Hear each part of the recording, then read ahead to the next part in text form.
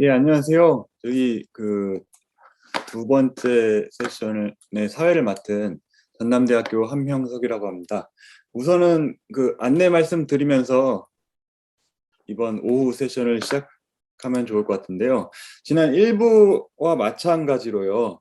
각 발표, 네 분의 발표가 준비되어 있고요.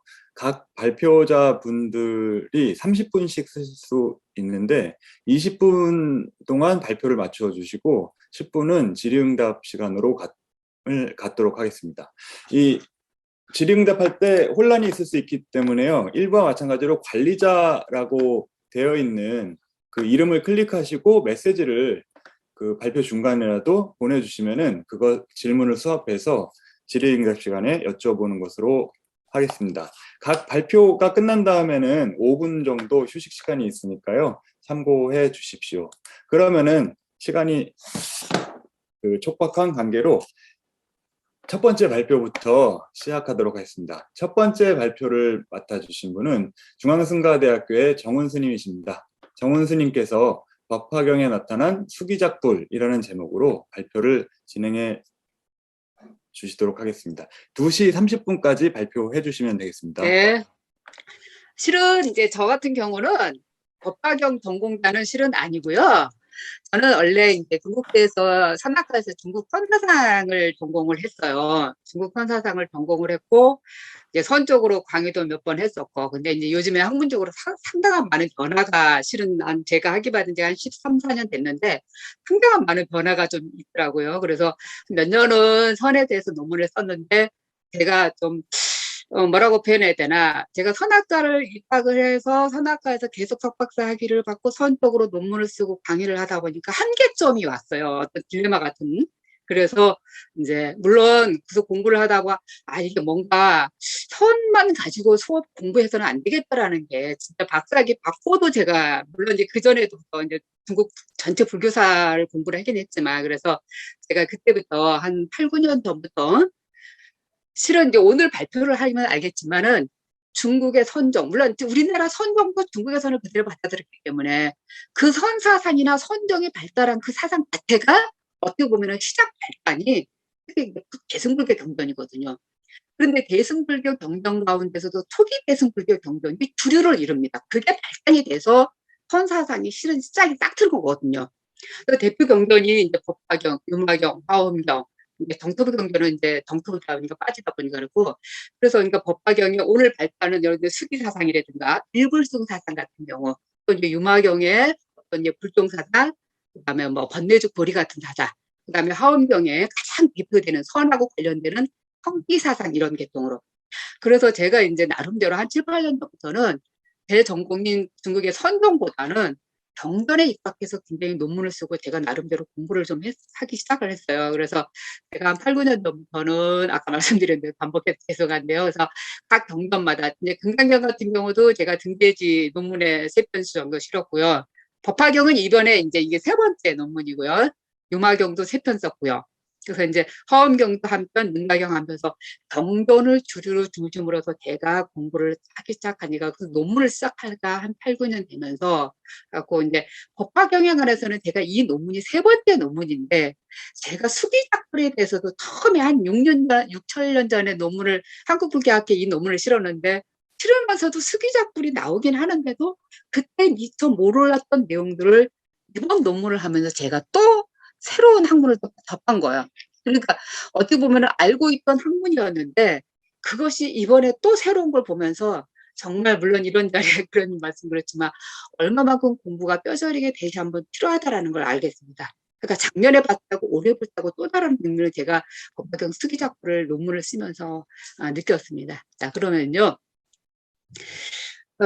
지금 제가 이 전체적인 전체 맥락은 이제 본론은 불교사적 관점에서 봤을 때 법화경이라고 하는 경전은 어느 위치에 있는지 지금 1번 파트고요. 그 다음에 2번 같은 경우는 제가 지금 법화경에 있는 수기작불 사상인데 과연 불교사적 관점에서 봤을 때 수기작불 사상이 언제 연원이 됐고 어디까지 수기작불 사상이 내려왔는가라고 하는 부분을 이제 불교사적 관점에서 좀 살펴보고요. 그러면 원래 본 주제인 법화경에서 나타난 과연 수기작불은 일불승하고 작불, 법화경 경전에 나타난 수기작불 사상을 제가 이렇게 두 절로 나눠서 봤습니다. 그 다음에 법화경에 나타난 수기작불 같은 이런 전반적인 사상이 과연 후대에 그 이후로 법화경이 기원전 1세기 전이라고 본다면 그 이후로 중기대승불교 경전, 그 다음에 하다못해 동아시아를 거쳐서 선 이르는 어떻게 보면 중국 불교나 한국 불교에 이르는 전승 및 발전을 제가 이렇게 파트를 나눴습니다. 일단은 이제 2장에서 아까 이제 본론은 전반적인 말씀을 드렸겠죠. 과연 숙이라고 하는 사상이 불교사적 관점에서 법화경이 어떻게 등장을 하게 됐느냐, 그다음에 누가 법화경을 결집을 했느냐라고 하는 겁니다. 물론 이제 이런 얘기는 너무 많은 분들이 아시기 때문에 어쨌든 간에 보리살타에서 보살이죠. 애승불 기록된 보살에 의해서 법화경이 결집되기 시작을 했고, 특히 숙이라는 말은 꼭 법화경만 나오지 않거든요. 근데 윤마경도 실은 나오고요. 금강경도 나오는데, 금강경은 두 군데에서 딱 두 군데 나오고요. 윤마경도 두세 군데 외에는 그냥 거론이 되는데, 특히 수기작불에 대해서만 법화경만큼은 가장 두드러지게 나오고 있다는 사실입니다. 그래서 불교사적 관점에서 이제 법화경이라는 경전, 그다음에 제가 이제 법화경이라고 하는 경전을 특히 이 논문과 관련해서 크게 네 파트로 이렇게 정리를 했어요. 그래서 이제 첫 번째는 일승지질, 삼승박변 일승진실, 그다음에 법화경의 사상은 법화 7가지 비유를 들고 있는데 그 7가지 비유가 다 일불승 사상을 지향하고 있다는 점. 쉽게 얘기하면은 작불 사상, 깨달음을 이루는데 성불한다라고 하는 일불승 사상을 어떤 그런 쪽으로 지향한다는 거. 그 다음에 특히 이제 이거는 가장 제가 대승불교 경전을 보면서 가장 두드러진 건 뭐냐면 정탑 숭배예요. 그러니까 이전까지는 부처님의 사리탑에 숭배를 하면서 사리에 부처님 앞에 숭배를 하고 예를 드리고 거기서 독동을 했는데 1세기 전으로 법화경을 중심으로는 불탑과 정탑이 많이 등장한다는 사실이에요. 물론 경전을 얘기합니다. 경전을 모셔놓는 거. 물론 이거는 대승불교 전반적인 사상이긴 하지만 가장 두드러진 거는 특히 법화경에서는 정탑, 그러니까 수지하거나 독송하거나 해설하거나 서사하거나 그러면서 경전이 모셔진 곳은 가장 거기에 부처님 자리가 모셔진 것 같다라고 하면서 상당히 이런 측면이 법화경이 가장 중시가 되어 있는데, 제가 말씀드리고자 하는 거는 불탑승배, 정탑승배가 다시 동시에 드러나지만 여기서 비중을 두고 있는 법화경에서는 정탑승배를 중심하고 있다는 거야. 그 다음에 네 번째는요, 이제 열애스랑품의 구원 실성의 영원한 법신물이 등장하는데 이건 두 가지 측면에서 해석해요. 약간 친환적인 측면을 해석한다면, 타력부적인 신앙이 있다면 어떤 대승불교라는 경전을 기점으로, 특히 법화경을 기점으로 친환적인 차원으로 넘어가는 이미지로도 보고요. 특히 이제 서쪽에서 본다면 구원실성의 연한 보신물에서 열애라고 하는 사상, 열애장이라고 우리가 표현을 하는데 어떤 불성사상, 열애장 사상을 등장하게 해야 되는 두 가지 측면으로 열애수랑품에서 구원실성이 영원한 법신물을 우리가 볼 수 있습니다. 그래서 전반적으로 네 가지를 이 논문과 관련해서 제가 말씀을 드렸고요. 그 다음에 이제 법화경 같은 경우에는 이제 죄송합니다. 그냥 내려갈게요. 그 다음에 왜 그렇게 법화경이 좀 이따 뒤에 넘어가면 또 말씀을 드리겠지만 법화경이 유달리 굉장히 포용적이면서 평등 사상의 강조가 참 많이 되어 있거든요. 부처님이나 중생이나 성문이나 영각이나 이승도 다 같이 성불할 수 있다고 하는 그런 측면의 평등 사상이나 자유 사상이 상당히 많이 결집되어 있는데, 제가 이렇게 봤을 때 법화경이 결집되었던 장소, 법화경이 했었던 장소가 중국에서 인도로 치면은 서북 인도에서 성립되었으니까 그런 측면이 많이 법화경 사상 속에 들어가지 않았을까라고 해서 제가 이 부분을 다뤘습니다. 그래서 논문에서는 굉장히 자세하게 다루는데 PPT를 만들면서 그렇게 됐습니다. 자, 그러면요, 불교사적 관점에서 법화경이 제가 수기를 이 논문에서 지금 말씀드리고 있는데 과연 수기라고 하는 게 어떤 거를 얘기하는 거고 무슨 사상인가 말씀드리겠습니다. 수기는 우리가 보통 경전의 어떤 것, 경전은 12분교로 나누는데 거기에 와라칸나라고 해서 수기라는 말이 부처님한테 이렇게 법을 받는 걸로 나오는데 이 후대에 이것이 부처님으로부터 수기, 기약한단 말이에요. 다음 생에 반드시 성불하고 하는 기약을 애엄받는 거로 나중에 이것이 변화가 됐다고 볼 수 있습니다. 그 다음에 왜 그렇게 그러면은 수기가 발전했던 게 대승불교 경전이라고 볼 수 있는데 그럼 그 이전에 갑자기 생겨난 학문은 없거든요. 우리 모든 불교뿐만 아니라 아마 그렇습니다. 어떤 학문이 있으면 그 학문에 앞서서 분명히 그 원인이 있거든요. 근데 본생경 같은 경우에서 제가 그 원인을 보자면 부처님께서 석존의 전생에 이렇게 아주 선한 행을 했기 때문에 그만큼 수행을 했기 때문에 이번 생에 부처가 되었듯이 물론 대승불교 보살들이 이것을 주점으로 해서 자기들도 보살이라고 지칭했지만 그 점을 지칭해서 이렇게 선인을 했기 때문에 성불할 수 있는 부처 한다라고 하는 게 부처로부터 성불을 보증받는다라고 하는 형식으로 특히 이제 대승불교 초기에서 발전이 됩니다. 초기에 그러면서 공부를 발전되면서 이때 뭐가 등장을 하냐면 물론 그 이전에 부파불교에서 나왔던 등장이지만 과거 책불이 등장합니다.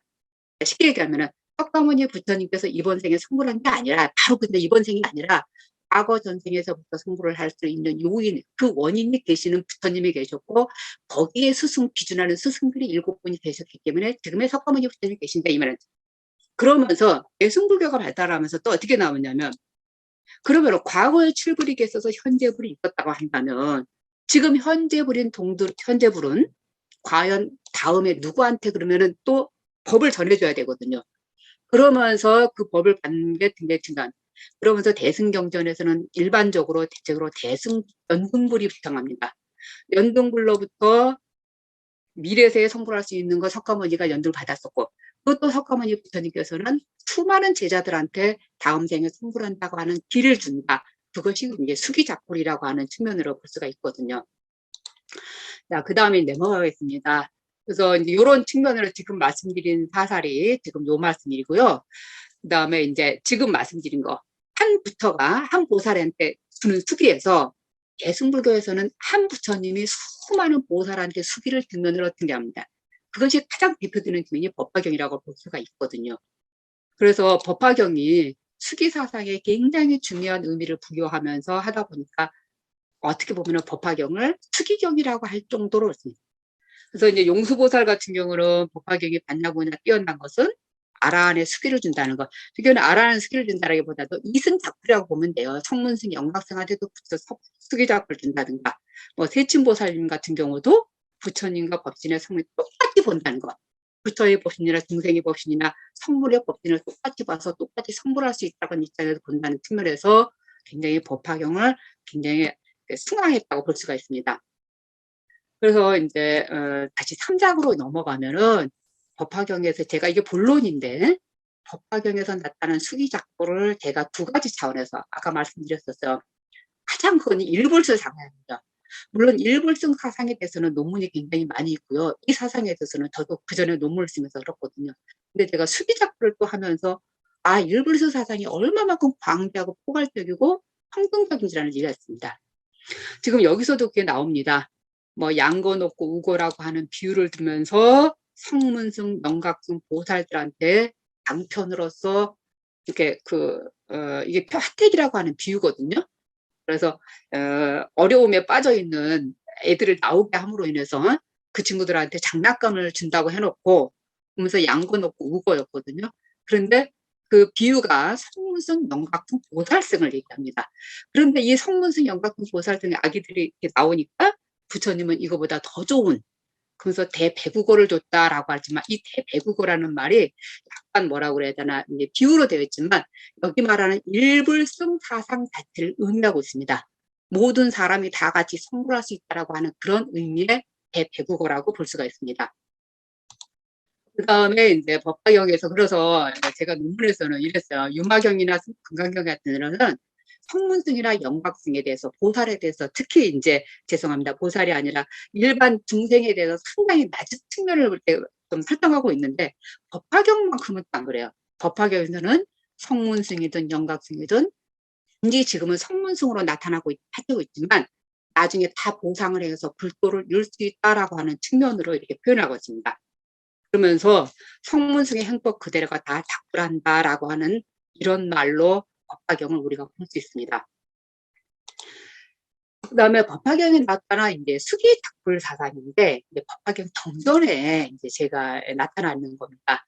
그래서 법화경에서는 바로 한 사람도 성불하지 않는 사람이 없다라고 하는 사상, 이 사상을 우리가 흔히 알고 있는 대반열반경에 나타난 일체중생이 실루불성, 모든 중생이 다 불성을 갖고 있어서 성불하지 않는 사람이 없다라고 하는 측면이 대반열반경으로 의미가 같다고 제가 볼 수 있다는 얘기죠.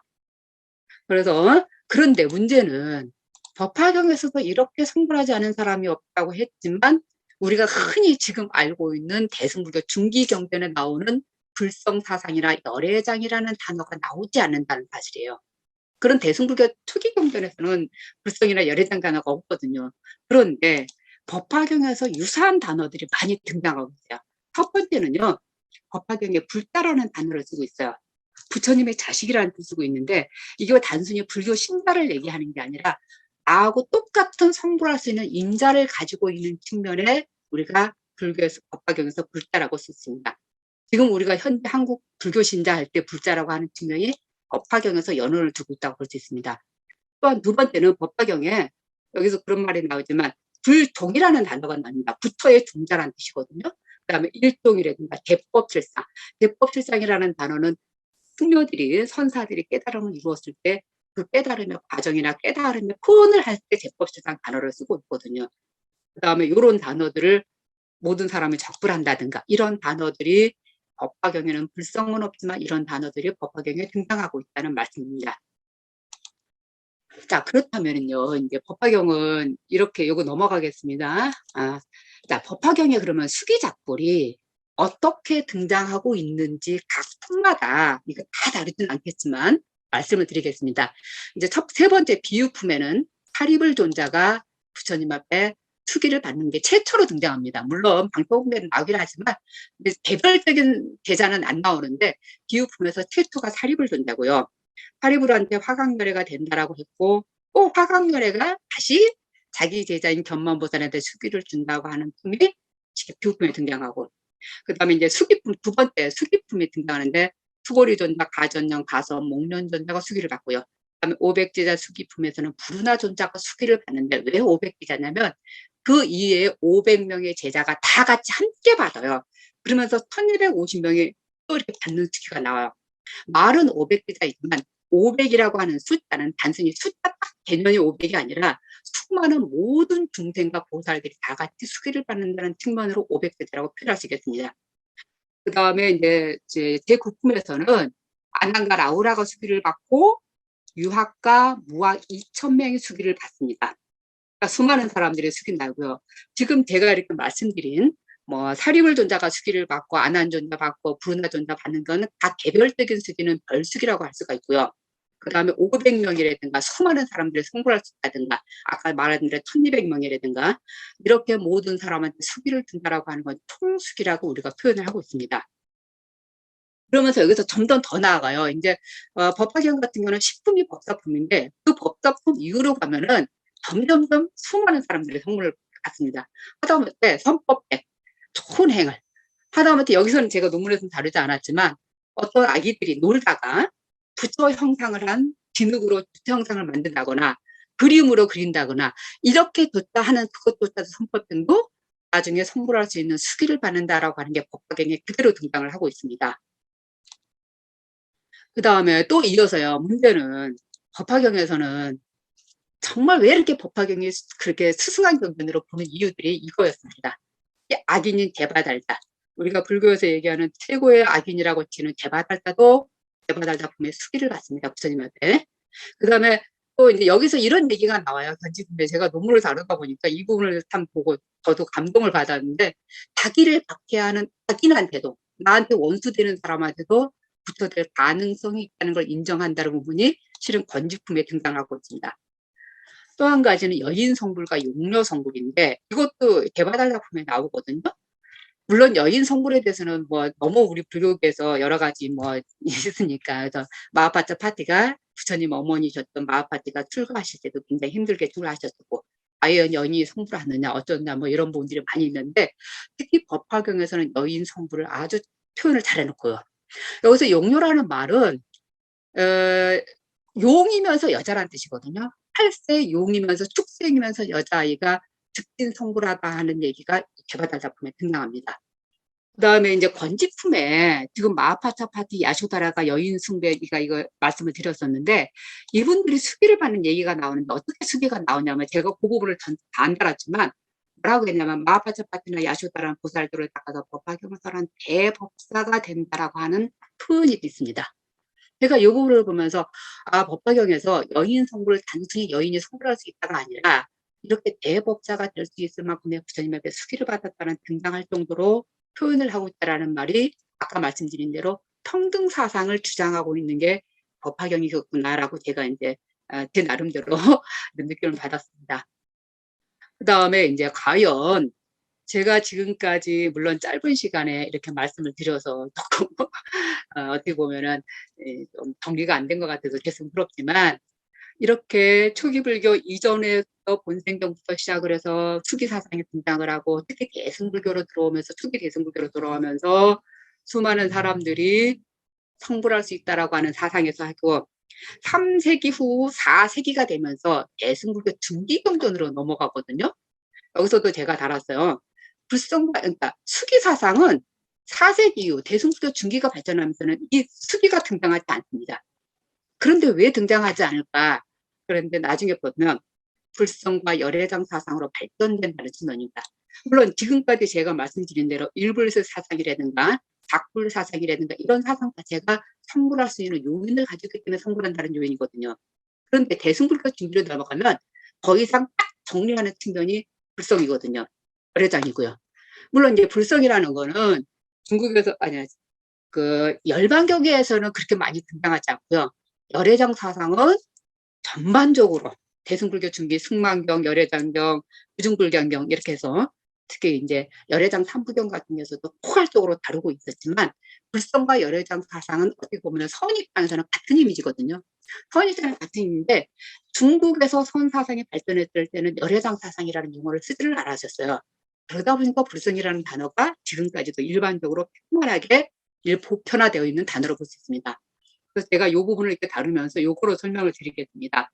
그래서 지금까지 말씀드린 거는 이제 알고 시간이 있어요. 제가 시계 보고 있습니다. 모든 중에 불정이라든가 이렇게 일불승 사상에서 이렇게 해서 이제 중국의 선사상 확립에 영향을 미쳤다라고 했는데 제가 30분 만에 마치겠습니다. 이렇게 그러면서 지금 여기서 이제 중국에서는 선종이 6세기, 7세기에 선이 크게 발달을 하는데 불성의 자아가 반야 사상인데 이거를 정립하신 분이 누구냐면은 7세기 하택진해이세요. 실은 하택진해가 누구냐면은 육조 회능 스님의 제자이죠. 실은 이분에서 도노성불론이 등장을 하고 이것을 확립하면서 지금의 선이 거대한 선종으로 발전할 수 있었던 거거든요. 우리 한국도. 그런데 특히 이 하택진해가 중시했던 도노성불론을 근본 바탕으로 삼았던 경전이 눈마경, 열반경, 화엄경이었습니다. 그중에 대표 경전이 법화경이 들어가죠. 그러면서 아까 제가 말씀드렸는데 용녀가 8세 먹은 용모가 한순간에 성불을 이뤘다라는 말을 그거를 타관해서 도노성불 이론의 근거로 삼았던 경전이 실은 그러면 이것으로 제 논문 발표는 마치겠습니다.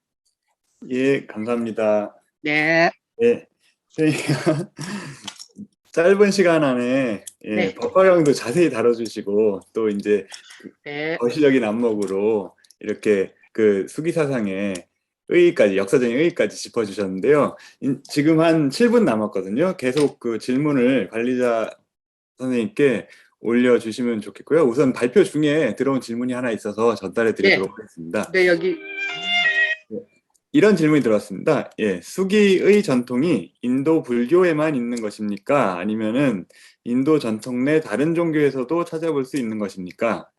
이렇게 질문이 들어왔습니다. 혹시 하실 말씀 있으시면 간략하게 답변해 주시면 감사하겠습니다. 글쎄 제가 정말 이게 인도 철학에 맞는 제가 거기까지는 생각을 못했어요. 진짜 정말 이제 공부에 제대로 해야 되겠네요. 제가 수기사상이 인도 전반적으로 다른 철학이나 다른 종교에 있는지는 제가 잘은 모르겠습니다. 이 부분에 대해서는요. 혹시 다른 교수님들이 좀 아니, 가요? 질문, 예, 뭐, 기회를 주시면 하나 할게요. 예. 예, 예. 말씀해 주시면 예. 감사하겠습니다. 예. 우선 그 스님 발표 잘 들었고요. 그 중에서 건지품 12개송, 네, 그, 건지품이요. 네, 네. 여성 성불 나오는 거. 자신에게 박해하는 자도 부처가 될 것이다라는 그 개송 들어서 논문 설명하는 건 그 전에 다른 사람들은 이런 말씀 명료하게 안 했던 것 같아서 새로운 내용을 좀 배웠습니다. 네. 그리고 이제 뭐 제가 아는 범위 내에서 말씀드리는 거니까요. 근데 네. 제가 또 여인 성불의 근거로 지금 아까 지금 여기 나와 있네요. 이 용료 성불서라고 그다음에 건지품에 육천 비구니가 이제 수기를 받은 거, 이 두 가지가 이제 흔히 얘기를 하는데, 이제 제가 뭐 어떤 글을 보니 어떤 학자는 용료 성불서를 가지고 여인 성불설에 근거를 두는 경우도 있고요. 또 어떤 학자는 용료는 이미 성불이 됐다는 거잖아요. 성불이 돼 있는 상태였기 때문에 그 건지품의 육천 비구니가 수기를 받은 게 여인 성불설의 근거다. 이렇게 그 글마다 조금씩 그 논점이 다르더라고요. 그래서 그 스님은 어떤 관점을 취하시는 건지, 예, 그게 궁금해서 질문을 드렸습니다. 네네네. 그런데요, 저는 여기서 말하는 여인 성불, 실은 이제 법화경에서 제가 여기서 PPT에서 안 만들었지만, 법화경에서도요, 여인은 오장 성불, 5가지 장애가 있어서 안 된다는 측면도 나와요.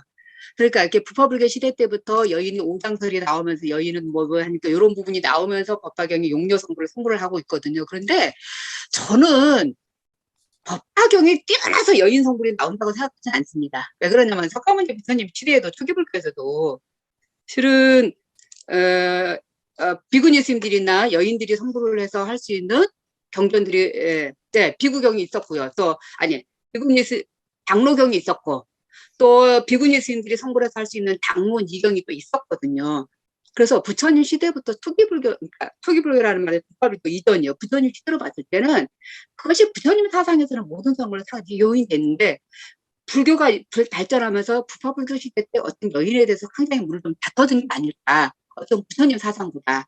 그래서 저는 법화경에 뛰어나서 여인 성불이 갑자기 나온다라기보다도 그 이전에 국가불교를 거치면서 상당히 여인에 대해서 조금 이렇게 저기 했었는데 그렇다고 해서 저희는 뭐 여인 용모설 이거 이전에 우리 교수님 질문은 뭔지는 알겠지만 이거는 저는 법화경에서 뛰어나다기보다도 어쩌면 석가모니 부처님 시대 때부터 그거를 용인하고 똑같이 성불한다고 보지 않았을까라고 저는 이런 답변을 좀 드리고 싶습니다. 예. 혹시 다른 분들 질문 있으시면은 해주시면 감사하겠습니다.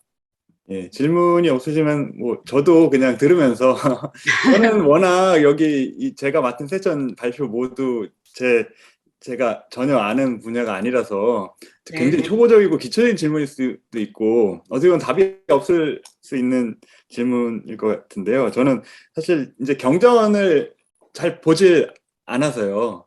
그 경전에 대해서 잘 모르는데 경전 다른 데 읽다 보면은 어떤 경전은 이제 성문 영각 종성이 이제 다 정해져 있다고 그리고 뭐 일천제도 말하기도 하고 그런 식으로 다 이제 트랙이 나눠져 가지고 그렇게 얘기를 하는데 법화경에서는 이제 대받았다도 그 성불할 수 있다고 이렇게 말하고 거의 어떻게 보면은 그쪽에서는 다른 차별을 놓는 사람 쪽에서는 이제 그 이전의 불교와 자기를 굉장히 분리하려고 하는 태도를 보이는데 여기서는 왜 이렇게 포용하는 도대체 그 차이가 어디서 오는지 좀 궁금하거든요. 어떤 의도를 가지고서는 저기서는 소승이라고 무시하면서 배척하려는 태도를 보이고 여기서는 왜 소승이라고 무시하면서도 끌어안으려는 태도를 보이는지. 예. 네, 교수님 무슨 말씀인지 제가 질문을 안 왔고요. 저도 실은 저는 초기 성공이지만 제가 이제 위파사나 승부 해봤거든요. 그래서 이제 제가 초기불교 공부 쭉 하고 대승불교 경전하면서 제가 대승불교를 강의를 이렇게 법화경 같은 거 하면서도 참 어떨 땐 모호해요. 초기불교 학자나 이거 볼 때는 아니 성문승 영각승이 얼마나 큰 스승인데 막 뭐 성문승 영각승 깨달을 수 없다고 막 이렇게 지금 한다는 말이 어떨 때는 특히 법화경은 조금 괜찮습니다. 실은 음화경은요 엄청나게 정말 민망할 정도로 뭐 사리불존자 같은 경우는 정말 윤마고사가 대승불교를 대표하는 유마거사가 엄청나게 이렇게 막 그러거든요. 그래서 그런 거 봤는데 제가 전반적으로 봤을 때 아마 일반 초기불교 학자나 지금 우리 교수님께서 말씀하신 대로 성문승 영각승에 대해서 제가 볼 때는 대승불교를 만든 이제 BC 1세기 전으로 대승불교를 만든 사람들이 어떻게 보면은 상자부 불교에 비해서 상당히 위축감을 받았을 거라고 봐요. 그러면서 특히 이제 법화경에서 특히 이제 유마경 같은 경우는 엄청나게 성문승, 영각승 하열하면서 소승이라면서 이렇게 막 상당히 이렇게 낮춰 얘기하거든요. 그러면서 대승불교를 경전을 만든 사람들이 그 당시에 거대한 상자부 교단의 위축감을 느끼다 보니까 어떤 경전의 그런 표현들이 강하게 드러나지 않았을까. 근데 이제 우리가 한국 불교는 동아시아를 거쳐서 대승불교가 발달하다 보니까 제가 처음에 출가해서 막 학교에서 공부할 때는 소승 이러면서 그랬던 것 같은데 이제 지금은 굉장히 넓게 보다 보니까 이제 이승이나 성문승에 대해서 이렇게 하는데 특히 아마 좀 모호하거나 좀 멋쩍을 때가 있어. 저도 강의를 하곤 하면서. 하지만 어쨌든 간에 대승불교 경전이라고 하는 입장에서 그 이전에 소승이라고 칭했던 어떤 이제 성문승, 영각승을 어떻게 이렇게 하면서 대승불교가 발달하기 위한 요인이었고 어떻게 보면 법화경 같은 경우는 조금 유마경보다 조금 이후에 경전이 결집되면서 성문승 영삭을 넘어가지 않나 이러면서 포용력이 같지 않았을까. 그런데 법화경이 결집됐을 때만 해도 제가 볼 때는 대승불교도들은 상자부 교단에서 상당히 미약한 교단이었다고 봅니다. 근데 이후로 대승불교가 발전했으니까 이렇게 지금처럼 막 대승불교 하지만 그렇게 저는 말씀드리고 싶습니다. 네. 예. 혹시 다른 질문 있으신가요? 질문은 아니고요. 그냥 제언을 하나 말씀드릴게요. 예. 네. 시간이 말씀해 있으면. 주십시오. 앞에 스님 발표문에 네. 법화경이 서북 인도에서 성립되었다 이렇게 말씀을 하시고 그리고 이제 뭐 증거를 들었잖아요. 뭐 상인이라든가 이렇게. 그래서 우리가 경전을 바라볼 때 그런 식으로 뭐 인도 불교사의 어떤 관련을 맺고 경전이 성립되었는지 이런 것들을 저희가 좀 구체적으로 분석할 수 있다면 경전의 내용을 우리가 좀 철학적으로만 이해하는 거에서 벗어나서 좀 더 경전을 심층적으로 이해할 수 있지 않을까 이런 생각을 해봤고요. 아마 스님이 발표하신 내용은 선행연구에서 정리한 내용으로 보여요. 그런데 아무튼 그런 식으로 우리가 경전을 좀 입체적으로 법화경뿐만 아니라 다른 네. 경전도 그런 식으로 접근하면 조금 더 많은 게 보여지지 않을까 그런 방법론에 네. 관한 제언을 좀 해보고 싶습니다. 네.